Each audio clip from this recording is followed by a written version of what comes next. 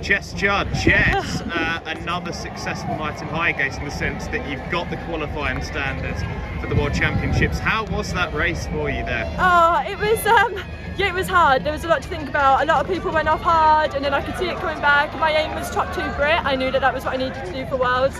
My second fastest time ever.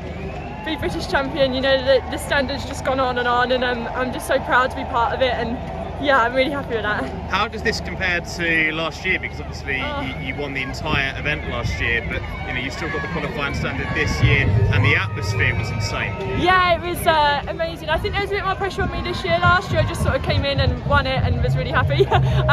This year I know I'm not quite as sharp. I think last year I come out because the World Champs were earlier. I started my season earlier, and I was looking back at my training, and in March I was already doing track stuff, whereas this year I got really ill for the New York half. I had to take a bit of time off. I was struggling. I sort of overtrained a little bit in February, which led into March, and then April I sort of found my love of it again, and I think this has been a really good month, and I needed that to get this done. So yeah. What's the change mentally been for you in the last month, would you say? Is there anything that you would point to, or? Just enjoying it, which sounds really sad, but it's true, and I think I put too much pressure on myself. I worried about what people thought of shape I was in. I kept looking on social media and worrying about everybody else, and so I deleted Twitter, I deleted Facebook, I kept Instagram because I like posting pictures of my dogs. But I've really struggled with that. I think the whole pressure of it. I'm finishing my PhD this year. It's been really hard. So it was just trying to go back to basics, enjoy it, not overtrain, be smart. I've got a lot to thank John Rogers for as well, because I saw him after New York and he really helped me get.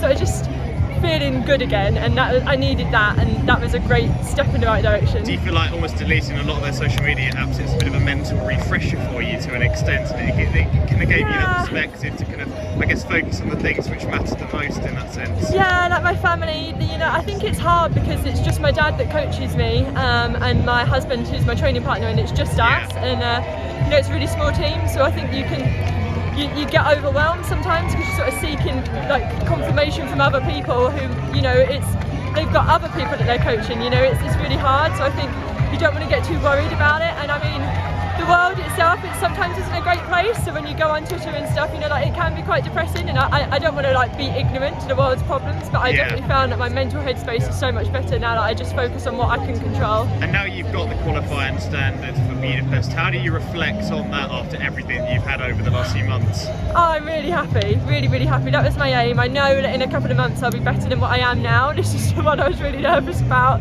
and I've kept my husband up for the last couple of days, just being like, well, what happens if I haven't got the legs? Because I know the fitness is there, and I know that base work is there. It's just that sharpness, it's not quite there. But the last week and 2 weeks, I've got some really good sessions, so I needed that confidence boost, and today was a really good step. And I'm just going to move forward, and hopefully, come whenever it's August, I'll be in much better shape. And last question from me, what's next for you over the next few months? What's the plan? No idea. Honestly, we just thought of this. It's so early that we said whatever happens here, this will make our season. It will either be the 10k or we'll have to recheck and see what happens. But we've done the 10. That's the biggest thing I could ever hope for. And then we'll just see maybe 5k, 1500s, maybe just get a bit sharper. But that was all I was focused on. So I'll have to talk to my agent Caroline and see what she can do, because I haven't thought past this today.